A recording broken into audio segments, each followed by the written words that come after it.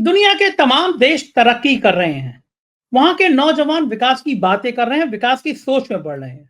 और इस देश के नौजवान, इस देश के राजनेता क्या कर रहे हैं? वो आविष्कार कर रहे हैं। वो कह रहे हैं कि कुएँ के नीचे से मूर्तियाँ मिल गईं। एक पुराने घर से मंदिर निकल आया, बताओ कितना निकल आया? उत्तर प्रदेश की विधानसभा में योगी आदित्यनाथ का उग्र भाषण क्या मोदी के लिए खतरे की घंटी है? योगी आदित्यनाथ जिस तरह खुल के हिंदुत्व की राजनीति कर रहे हैं, एक समुदाय विशेष को टारगेट कर रहे हैं, उससे साफ हो गया है कि संघ 2 साल बाद होने वाले उत्तर प्रदेश चुनाव से पहले एक बहुत बड़ा प्लेटफ़ॉर्म तैयार करना चाहता है, जिसमें धर्म का मुद्दा उफान पर हो। मैंने अभय दुबे जी से जानना चाहा कि इस रणनीति के पीछे कारण क्या है?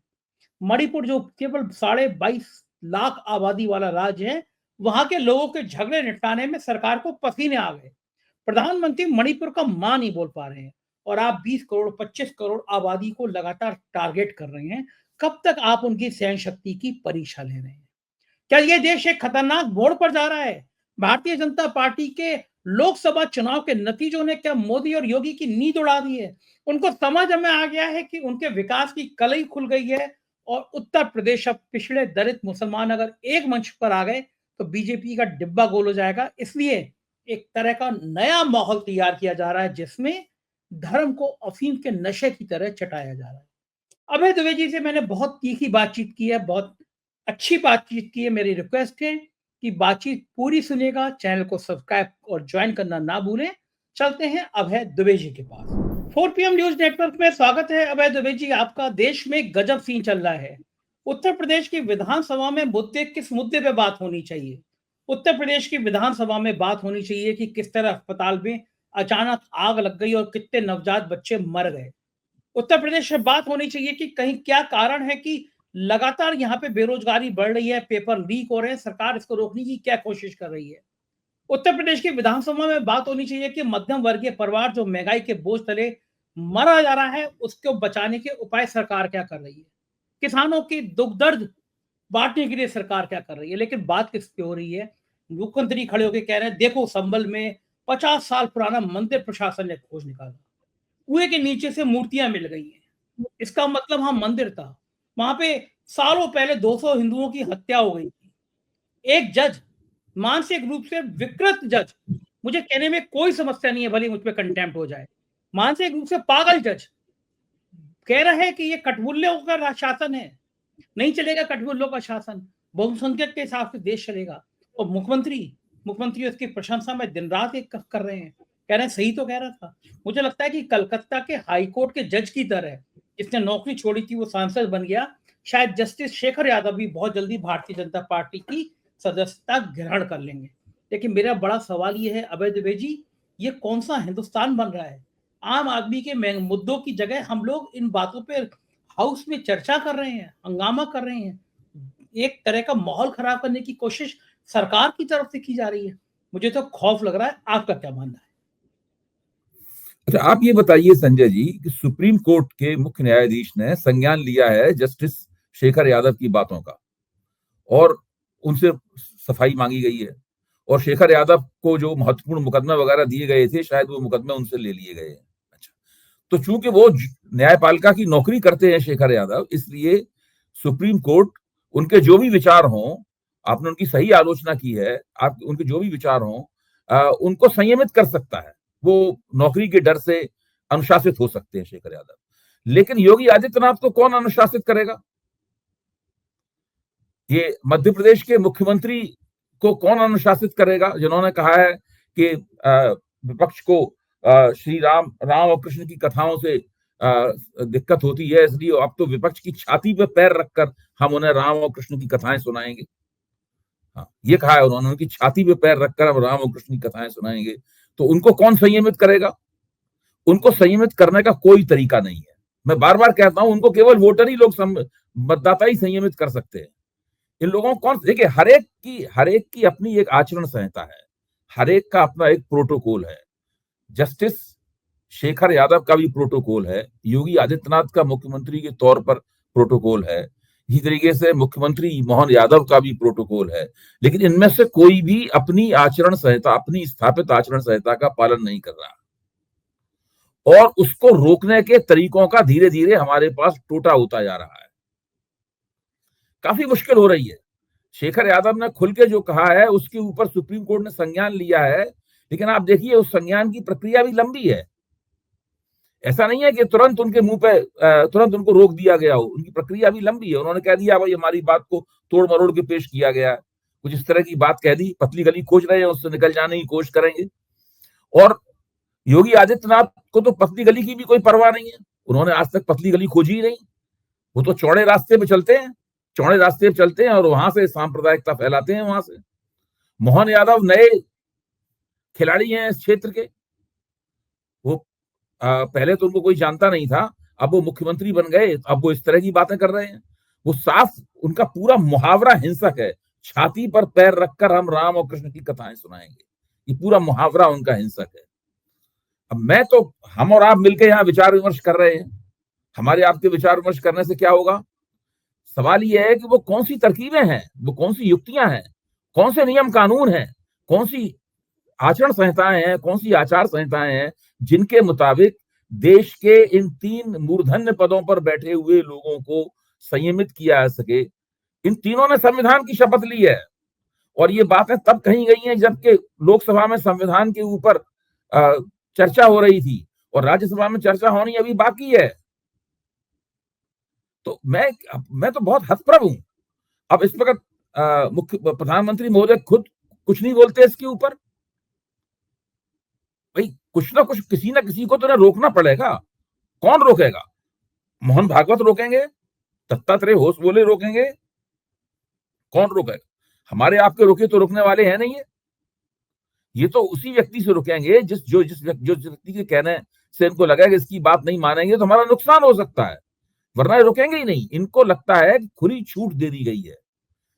4 जून को जो नतीजे आए थे लोकसभा के, उन नतीजों के तहत इन लोगों को खुली छूट प्राप्त हो गई है और इस बात पर जो लोग सत्ता में हैं या उसके समर्थक हैं उनको वो पूरी तरह एकमत हैं। मैं आपको एक बात बताऊं, आपको सुन के थोड़ी सी हंसी भी आएगी।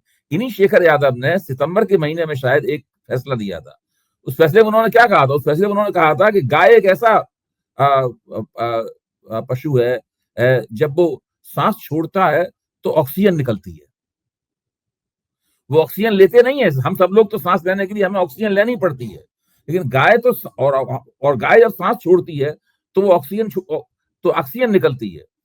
तो जब एक कार्यक्रम के अंदर एक एंकर ने राष्ट्रीय स्वयंसेवक संघ के जो प्रवक्ता वहां बैठे हुए थे, इनको संघ का विचारक या संघ का बुद्धिजीवी माना जा रहा था और नाम के साथ प्रोफेसर शब्द भी लगा हुआ था, तो उनसे जब कहा कि भाई शेखर यादव ने तो ये कहा है, तो उन्होंने कहा इसमें गलत क्या कहा है, बिल्कुल ठीक कहा है उन्होंने। तो वहां पे अब सब लोग भौचक के रह गए। जिस चीज को लेके हम उनकी आलोचना करना चाहते हैं, यानी उनके सामने बात ऐसी रखी गई थी ताकि वो कुछ थोड़े शर्मिंदा होंगे इस बात पे कि भाई ऐसी बात कही गई। उन्होंने कहा बिल्कुल ठीक कहा है, सही बात है बिल्कुल। तो अब जब ये स्थिति बन गई है तो अब आप बताइए क्या की जाए? मैं तो बड़ा बेबस सा महसूस करता हूं। अच्छा, इन स्थितियों से राष्ट्रीय स्वयंसेवक संघ तो बड़ा खुश हो रहा होगा कि एक मुख्यमंत्री ऐसा फायर ब्रांड मुख्यमंत्री आ गया जो उसकी भाषा बोल रहा है, उनके सपनों को पूरा करना चाह रहा है, उस हिंदुत्व की बात करना चाह रहा है। मेरा कहना है कि आजकल योगी आदित्यनाथ जो भी बोलते हैं जरा ध्यान से उसको सुनिएगा, हम लोगों को सुनना चाहिए। वो दरअसल राष्ट्रीय स्वयंसेवक संघ द्वारा दी गई लाइन ही होती है। आजकल राष्ट्रीय स्वयंसेवक संघ अपनी लाइन नरेंद्र मोदी को नहीं देता, वो योगी आदित्यनाथ को लाइन देता है। फिर योगी आदित्यनाथ उस लाइन को अपनी लफाजी में दोहराते हैं, फिर वो पूरे भाजपा में और संघ के लोगों में लोकप्रिय होती है लाइन। इसलिए उन्होंने जो कहा है वो संघ की लाइन है। मतलब मोटे तौर पर अभी तक मेरी तो इतनी समझ में आ पाया है कि वो संघ की लाइन है, संघ की लाइन वो बोल रहे हैं और अब धीरे धीरे करके सब लोग भी वही बात बोलेंगे। एक चीज और निकल के आती है इससे अवैध बेजी कि अब ये जो लाइन चल रही है ये मोदी के लिए खतरे का संकेत है, खतरे की घंटी है। योगी आदित्यनाथ हिंदुत्व के बीच में, उग्र हिंदुत्व के बीच में जिस तरह अपनी लाइन बना रहे हैं, क्या माना जाए अब वो होड़ लगी हुई है कि मोदी के बाद कौन? अमित शाह, असम के मुख्यमंत्री या फिर योगी आदित्यनाथ? तो ये जो तीनों, आपने जो बात कही है उसको मैं थोड़ा सा रिफ्रेश करूंगा, उसको दूसरे तरीके से पेश करूंगा उस बात को, कि वो मोदी जी के लिए खतरे की घंटी ना होकर जिनको मोदी जी अपना उत्तराधिकारी बनाना चाहते हैं उनके लिए खतरे की घंटी है। क्योंकि मोदी जी तो अब खतरे से और फायदे नुकसान से परे चले गए भाई, तीसरी बार प्रधानमंत्री बन गए। उम्र भी उनके हो गई। नेतृत्व में बहुमत खो दिया भाजपा ने, इसके बावजूद अच्छा खासा बहुमत खो दिया, प्रभाव क्षेत्र में काफी सीटें कम हो गई, इसके बावजूद वो प्रधानमंत्री बन गए। और अब उनका प्रधानमंत्री बनना कैसा है आप देख ही रहे हैं। वो तो बिल्कुल जो जो पिछले 10 साल में इस तरह की राजनीति करते हैं उस तरीके से तो वो चल नहीं रहे हैं।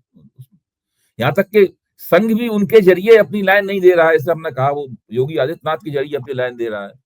तो अगर संघ मोदी जी के उत्तराधिकारी के रूप में किसी और व्यक्ति के, अमित शाह को छोड़कर, या मोदी जी की जो भी मेरे ख्याल अमित शाह ही उनके सबसे ज्यादा पसंदीदा होंगे, उनको छोड़कर अगर किसी और व्यक्ति पर संघ विचार कर रहा है, उसकी पीठ पे हाथ रख रहा है, तो उस व्यक्ति के लिए खतरा है, अमित शाह के लिए ज्यादा बड़ा खतरा है। क्योंकि मोदी जी का तो जो कुछ होना था वो हो गया। या तो वो 2029 तक प्रधानमंत्री रहेंगे, या 2029 से साल भर पहले तक रहेंगे प्रधानमंत्री। अब ये मानना कि 2029 का चुनाव उनके नेतृत्व में लड़ा जाएगा और फिर वो अगले 5 साल के लिए फिर से प्रधानमंत्री पद की शपथ लेंगे, ये मेरे ख्याल से ये मान लेना कुछ ज्यादा हो जाएगा। अच्छा, ये जो बात चल रही थी कि अगर हरियाणा और महाराष्ट्र भारतीय जनता पार्टी जीत गई तो मोदी और शाह की जोड़ी को बड़ा कॉन्फिडेंस आ जाएगा और उसके बाद योगी आदित्यनाथ के पर कतर दिए जाएंगे, हटा दिया जाएगा। लेकिन तो ये वो हुआ माना जाएगा कहाँ? वो हुआ नहीं। महाराष्ट्र हरियाणा हुआ नहीं। नहीं मैं नहीं, ये पूछना चाह रहा हूँ। महाराष्ट्र हरियाणा चुनाव के नतीजे जब आए, पहले हरियाणा का आया फिर महाराष्ट्र का आया, तो राष्ट्रीय स्वयंसेवक संघ ने राष्ट्रीय स्वयंसेवक संघ कूद कर आगे आया, मंच पर चढ़ा और उसने उसका श्रेय ग्रहण कर लिया पूरा। अब इनमें किसी की हिम्मत तो है नहीं खंडन करने की, नहीं संघ की वजह से नहीं, हमारी वजह से जीते। तो वो राष्ट्रीय स्वयंसेवक संघ ने अखबारों में, मीडिया में, उनके प्रवक्ताओं द्वारा, खुद सब लोगों ने, उनके मुखपत्रों ने ऐलान किया कि संघ ने ये प्रयास किया, इतना इतना प्रयास किया, इसकी वजह से जीते हैं। संघ ने मतदाताओं को गोलबंद किया है, संघ ने इतनी मीटिंगें की, संघ ने अपना अमुक प्रचारक लाया, संघ ने महाराष्ट्र में 30,000 प्रचारक महिला और पुरुष बाहर से मंगवाए, आदिवासियों को पटाने के लिए अमुक व्यक्ति को लगाया, महिलाओं में लोकप्रियता बढ़ाने के लिए अमुक महिला प्रचारक को लगाया। ये सारी की सारा नैरेटिव और कहानी हम लोगों के सामने रखी गई, और ये कहानी और नैरेटिव मोदी और शाह ने नहीं किया है भाई। अगर ये कहानी और नैरेटिव मोदी और शाह के जरिए सामने आता तो बात आपको याद होगा, एक बार जब अटल बिहारी वाजपेयी ने 13 दिन की सरकार गिर जाने के बाद जब चुनाव जीता था और सरकार बनी, तो लाल कृष्ण आडवाणी ने संसद के केंद्रीय कक्ष में राष्ट्रीय स्वयंसेवक संघ को धन्यवाद दिया था कि स्वयंसेवकों की आपको याद होगा, स्वयंसेवकों के अपार परिश्रम से हमें ये सफलता प्राप्त हुई है। ऐसा धन्यवाद नरेंद्र मोदी ने आज तक राष्ट्रीय स्वयंसेवक संघ को नहीं दिया है। हरियाणा चुनाव का श्रेय भी नरेंद्र मोदी ने नहीं राष्ट्रीय स्वयंसेवक संघ को दिया है। भाजपा के दफ्तर में होने वाले जश्न, सफलता के जश्न में भी संघ को यह धन्यवाद नहीं दिया गया, ये श्रेय नहीं दिया गया। संघ ने उनके बावजूद ये श्रेय लिया है, डिस्पाइट देम। इससे पहले कभी कहता नहीं था संघ की हम वो तो कहता था हम मैं कहता हूं कि संघ 100 साल पूरे होने के ठीक पहले अपने जीवन के दूसरे चरण में प्रवेश कर गया है। पहला चरण क्या था? पहला चरण ये था कि वो मुख्य तौर पे अपने आप को सांस्कृतिक संगठन के तौर पे पेश करता था, लेकिन साथ में पृष्ठभूमि में रहकर राजनीति भी करता था और खूब जम के करता था राजनीति, लेकिन वो संस्कृति के आवरण में लिपटी रहती थी। अब राष्ट्रीय स्वयंसेवक संघ मुख्य तौर पर राजनीति कर रहा है, सांस्कृतिक काम करना उसका 2 दर्जे की प्राथमिकता हो गई है। अब पहले ये सांस्कृतिक राजनीतिक संगठन था, अब राजनीतिक सांस्कृतिक संगठन है। मतलब अगर आप परिभाषा की दृष्टि से देखें, पहले संस्कृति करना प्रमुख था, अब राजनीति करना उसका प्रमुख है। राजनीति पहले भी करता था, लेकिन अब उसकी पहली प्राथमिकता राजनीति करना है, और ये उसने सबक सीखा है। ये दरअसल नरेंद्र मोदी ने भी शायद उन्हें मजबूर किया है कि संघ ऐसा करने लगे। नरेंद्र मोदी ने पिछले 10 साल में संघ को ढक्कन न जाने में कसर तो छोड़ी नहीं। तो संघ ने सोचा कि अगर हम ऐसा करते रहेंगे तो ये हमें पृष्ठभूमि में ढकेल देंगे, इसलिए हमको आगे आकर राजनीतिक लबादा ओढ़ना पड़ेगा, और वो उसने राजनीतिक लबादा ओढ़ लिया है। अच्छा, ये आप मानेंगे कि एक मोदी और शाह की जोड़ी सबसे बड़ी गलती ये कर गई कि उन्होंने जेपी नड्डा को इतनी मोहलत दे दी, जेपी नड्डा को इतनी परमिशन दे दी कि वो लोकसभा चुनाव से ये पहले कह सके हमें संघ की जरूरत नहीं है, ये बहुत बड़ी गलती थी संघ को उकसाने की, संघ को भड़काने की कि अच्छा आप बेटा अब हम बताते हैं कि तुम्हें ज़रूरत है या नहीं है। लेकिन इसमें हुआ ये कि अगर जेपी नड्डा ने ये बात कही ना, उनके बात कहने के बावजूद अगर भाजपा को 350 सीटें मिल जाती, तब थोड़ी ना ये कर पाते वो लोग। देखिए, ये तो मतदाताओं की वजह से हुआ है। और जिन दिलीप देवधर को आप भी जानते हैं, मैं भी जानता हूं, उन्होंने साफ अपनी पोस्ट में लिखा है कि मोदी भाजपा को संघ मुक्त भाजपा बनाना चाहते थे, संघ मुक्त सरकार बनाना चाहते थे। मतदाताओं ने उनके इस प्रयास को विफल कर दिया। उन्होंने साफ तौर पे लिखा है ये। जबकि देवधर जी जो हैं वो संघ के बड़े करीबी हैं, जुड़े रहे हैं, बिल्कुल, नागपुर गए बिल्कुल। थे। देखिए, उससे वो भी बात की उन्होंने। सार्वजनिक जीवन हाँ, में संघ की प्रामाणिक आवाज है। मैं तो उनके ब्लॉग और हाँ, उनकी टीका टिप्पणियों को बहुत ध्यान से देखता हूँ। मैंने उनका इंटरव्यू भी किया था एक दिन। मैं जानना चाहता था कि संघ की सोच क्या है, तो देवधर जी संपर्क में भी रहते हैं, बात-वात भी करते रहते हैं और संघ के बड़े करीबी लोगों नहीं, में नहीं, से है, उनसे लेकिन उनसे बात करने से संघ के बारे में काफी ज्ञान प्राप्त होता है। ज्ञान प्राप्त होता है। लेकिन ये जो हुँ, संघ का ये खतरनाक खेल है जिसके ज़रिए वो योगी आदित्यनाथ के आगे बढ़ा कर एक हिंदुत्व की उग्र पाठशाला खोल रहा है। मैं एक बड़ा गंभीर सवाल पूछ रहा हूँ आपसे कि हुँ, देश में 20-22 करोड़ मुसलमान हैं। हुँ, आप उनके ऊपर रोज़ एक ना एक कमेंट से, एक ना एक बातचीत से ऐसा कटाक्ष कर रहे हैं कि उनको खराब लग रहा है, उनका दिल दुख रहा है, उनकी अपमानित किया जा रहा है, उनको बेइज्जत कर दिया जा रहा है। संभल में मामूली विवाद, एक पता नहीं कुछ मानसिक तौर पे जज था, कि उसने कह दिया सर्वे कर दीजिए और इधर जज का आदेश उधर डीएमएसपी पहुँच गया, सर्वे शुरू हो गया। अब सुबह से सोशल मीडिया पे वायरल हो रहा है कि साहब एक मस्जिद में बिजली चोरी पकड़ी गई है। मेरे पास सुबह से कम से कम 25 मैसेज आ चुके हैं। कि वो मस्जिद में बिजली चोरी पकड़ी गई है। देखिए ये बिजली चोरी कर रहे थे। मैंने उन लोगों से पूछा कि वहाँ बिजली चोरी रुक गई है तो अब उत्तर प्रदेश में पावर कॉर्पोरेशन को जो निजी हाथों में बेचने की तैयारी है, वो तो रुक जाएगी ना क्योंकि मस्जिद में बिजली हुँ, चोरी पकड़ गई है। जो हुँ, उत्तर प्रदेश में बिजली की दरें सबसे ज़्यादा हैं, वो तो कम हो हुँ। जाएँगी ना। मतलब आदमी को अपने से मतलब नहीं है कि संभल की मस्जिद में बिजली चोरी पकड़ गई, इस मुद्दे को हवा दी जा रही है। मेरा सवाल ये है अभय द्विवेदी जी आप एक समुदाय विशेष पे लगातार हमला कर रहे हैं, लगातार उसको अपमानित कर रहे हैं, उसको बेइज्जत कर रहे हैं। क्या ये देश के लिए खतरनाक संकेत नहीं है? एक इतनी बड़ी आबादी को 20-25% आबादी को लगातार अपमानित किया जाना ये क्या शुभ देखिए, संकेत है? मैं देखिए, आप जो बात कह रहे हैं, इसमें तो कोई दो राय हो ही नहीं सकती। मैं इस बात को दूसरे तरीके से आपके सामने रखूँगा। जब नरेंद्र मोदी सत्ता में आए, तो धीरे-धीरे राष्ट्रीय स्वयंसेवक संघ की मदद से, जो पृष्ठभूमि में रह के जो मदद की गई और उनकी अपनी कोशिशों से, अपनी रणनीतियों की वजह से, एक भाजपा के प्रभाव क्षेत्र में एक हिंदू राजनीतिक एकता बनाई गई। इस हिंदू राजनीतिक एकता में यादवों और जाटवों को छोड़कर बाकी हिंदू समाज के सभी तरह के कुछ ना कुछ वोटर रहते थे। ऊंची जातियों के वोटर बड़ी पैमाने पर रहते थे, लेकिन पिछड़ी जातियों का भी अच्छा खासा हिस्सा था, दलितों का भी एक हिस्सा था, आदिवासी भी इसमें शामिल थे। तो एक हिंदू राजनीतिक एकता बनी। ये हिंदू राजनीतिक एकता कमोबेश 10 साल तक बिल्कुल ठीक-ठाक तरीके से चलती रही।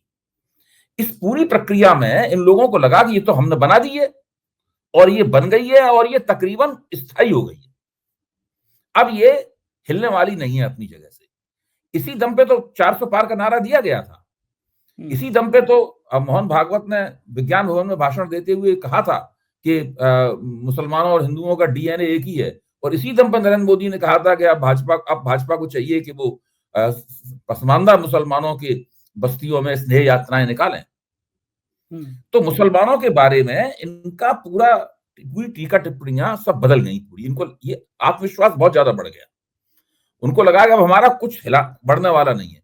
अब उसमें हिंदू एकता से 45 से 50 और कभी-कभी 60% तक वोट मिल जाता था इनको उन क्षेत्रों हुँ, में। तो हुँ, मुसलमान किधर भी वोट देते रहे, उससे कोई फर्क ही नहीं पड़ता। तो उनके वोट की जो एफिकेसी थी, उनके वोट की जो प्रभावकारिता थी, वो ज़ीरो हो गई मुसलमानों की। हुँ, वो किधर भी वोट दें, वो सत्ता को चुनाव के नतीजों को प्रभावित करने में असमर्थ हो गए। हुँ, फिर अचानक 4 जून इन लोगों के ऊपर गाज की तरह गिरा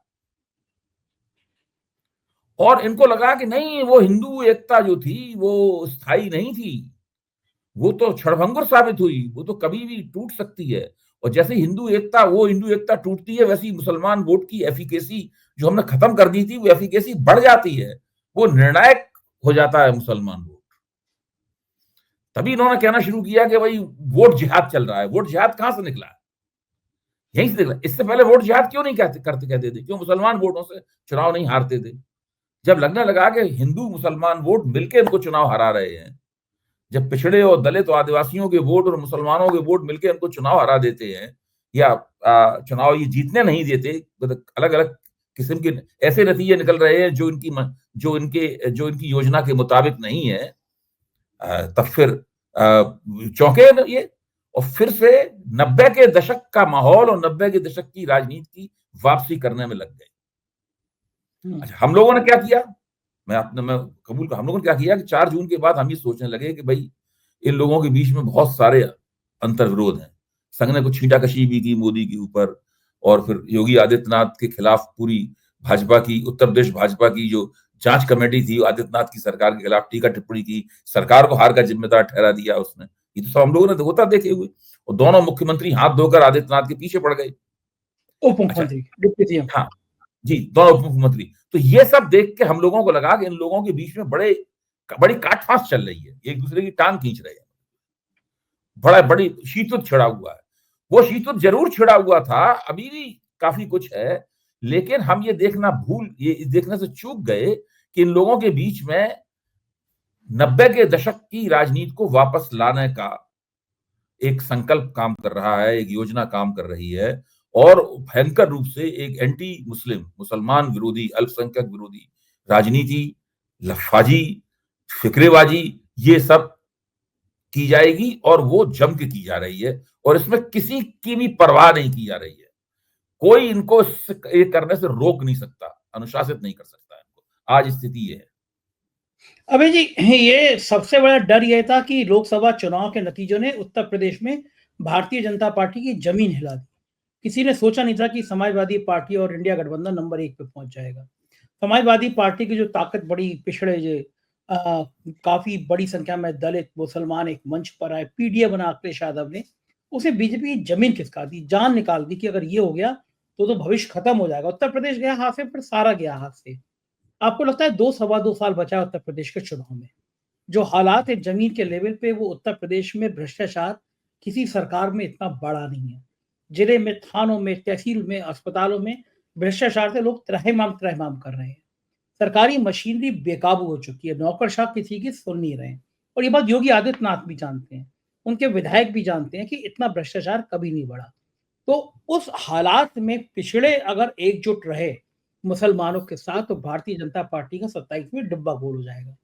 ये जो मुसलमानों के खिलाफ आग लगाने का अभियान है, उनको अपमानित करने का अभियान है, क्या ये पिछड़ों को हिंदू बना पाएगा? हिंदू हैं वो, लेकिन जो जाति का बोध है जो पैदा हो गया उनके अंदर कि एक ठाकुर चेहरा है मुख्यमंत्री के रूप में, ऊंची जाति का चेहरा है, तो पिछड़े एक हो जाओ, क्या ये काम कर जाएगा?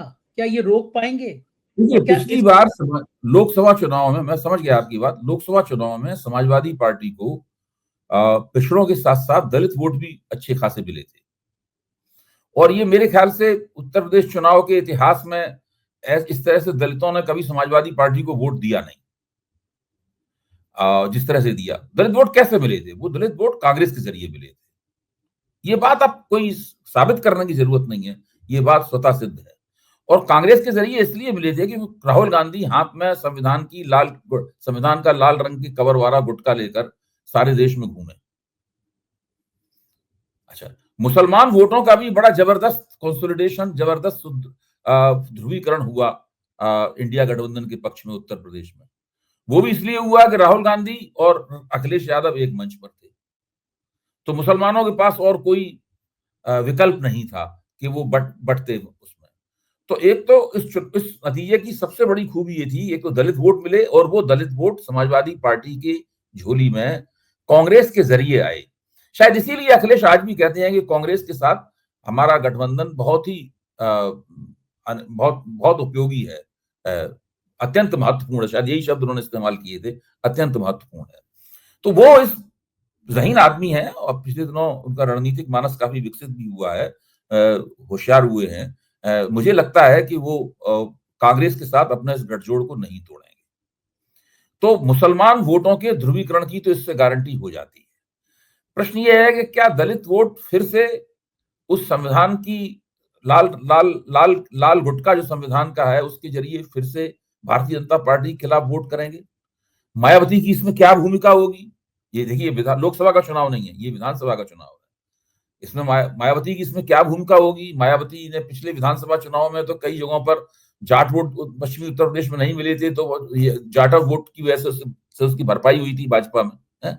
तो वो सब ये सारे फैक्टर्स जो है इनका हम लोगों को ध्यान रखना पड़ेगा, तभी हम ये देख पाएंगे कि लोकसभा चुनाव जैसे वोट इंडिया गठबंधन को मिल पाएंगे या नहीं मिल पाएंगे। कांग्रेस और समाजवादी पार्टी के एकजुट होने का पहला लाभ तो ये होगा कि मुसलमान वोटों का जबरदस्त ध्रुवीकरण एक बार फिर होगा। दूसरा लाभ ये होगा कि जो वोट कांग्रेस को दलित वोट पसंद करते हैं वो समाजवादी पार्टी को भी मिलेंगे। लेकिन क्या मायावती के हिस्से वाले वोट भी समाजवादी पार्टी की तरफ लोकसभा चुनाव के बाद दोबारा शिफ्ट होंगे? ये एक देखने वाली बात होगी। और जो पीडीए का मतलब एक ये भी है कि भाई जो तमाम पिछड़ी जातियों के वोट हैं, छोटी छोटी पिछड़ी जातियों के वोट है, पिछड़ी जातियों के वोट हैं, वो इस बार क्या सोचेंगी लोकसभा विधानसभा चुनाव में? क्या वो लोकसभा की तरह ही सोचेंगी? ये इन सब बातों पर ध्यान करना होगा और अखिलेश यादव की जिम्मेदारी है कि इन पिछड़ी जातियों को एकजुट करना। भाई पीडीए नारा तो उनका दिया हुआ है, तो बस में डी और ए जो है यानी दलित और अल्पसंख्यक, वो उसकी भी स्थिति यह है। लेकिन जो पी है यानी पिछड़ा जो है, उस पिछड़े को क्या वो दोबारा विधानसभा में एकजुट उसी तरह से कर पाएंगे जैसे लोकसभा में वो हो गए थे? इसके जो पेच और खम है, इनके ऊपर हमें विचार करना चाहिए। बिल्कुल ठीक बात है। जाहिर है कि 2 साल तक अब इसी तरह की उग्र राजनीति को उत्तर प्रदेश देखता रहेगा। बहुत बहुत शुक्रिया अभय जी, आपने इतना समय दिया, हमसे बातचीत की। Thank you. ये थे अभय दुबे जी और उन्होंने बड़ी बेबाक तरीके से भारतीय जनता पार्टी और राष्ट्रीय स्वयंसेवक संघ की राजनीति को समझाया। मुझको यकीन है ये बातचीत पसंद आई होगी। आपके प्यार का मुझे इंतजार रहेगा। शुक्रिया, थैंक यू।